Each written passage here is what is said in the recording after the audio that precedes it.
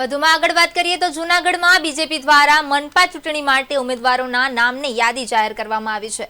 કુલ 15 ward માટે 60 ઉમેદવારોના નામની યાદી જાહેર કરાઈ છે, જેમાં ભાજપ દ્વારા પૂર્વ ડે મેયર ગિરીશ કોટેચાના પૂર્વ પાત્ર કોટેચા ટિકિટ અપાઈ છે। જૂનાગઢમાં મહાનગરપાલિકાની ચૂંટણીને લઈ તમામ રાજકીય પક્ષ દ્વારા પોતાના ઉમેદવારોના નામની યાદીને ફાઇનલ કરવાની કવાયત તેજ કરાઈ છે।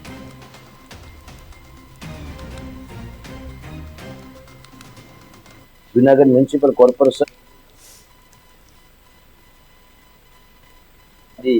જાહેર કરવામાં આવી છે।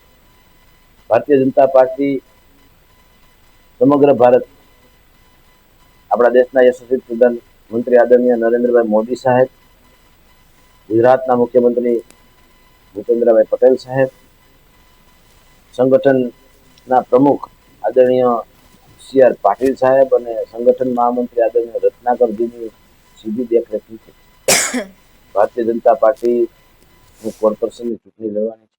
ભારતીય જનતા પાર્ટી હંમેશા વિકાસની રાજનીતિ, ગત 5 વર્ષમાં થયેલા કામો, આટલા સમયથી આ ભારતીય જનતા પાર્ટીનું જે શાસન જૂનાગઢમાં હતું કોર્પોરેશનમાં, એ વિકાસની રાજનીતિને લઈને આગામી દિવસોમાં કોર્પોરેશનની ચૂંટણી જીતશે। ગુજરાત પ્રદેશ ભારતીય જનતા પાર્ટીના અધ્યક્ષ આદરણીય સી.આર. પાટીલજી અને પાર્લામેન્ટરી બોર્ડ દ્વારા 60 વર્ષથી ઉપરના ઉમેદવારને ટિકિટ ના આપવી અથવા 3 ટર્મ લડેલા વ્યક્તિને ટિકિટ ના આપવી અને નવાને ચાન્સ આપવો, આ એક પોલિસી હતી। પણ નો રિપીટ શબ્દ ભારતીય જનતા પાર્ટી કે વાપરતી નહીં અને એનું ચુસ્તપણે ભારતીય જનતા પાર્ટીની પાર્લામેન્ટરી બોર્ડે પાલન કર્યું છે। અને જે ચહેરાઓ આપ્યા છે એ હું એવું માનું છું કે 75% જેવા ચહેરાઓ નવા આવ્યા હશે।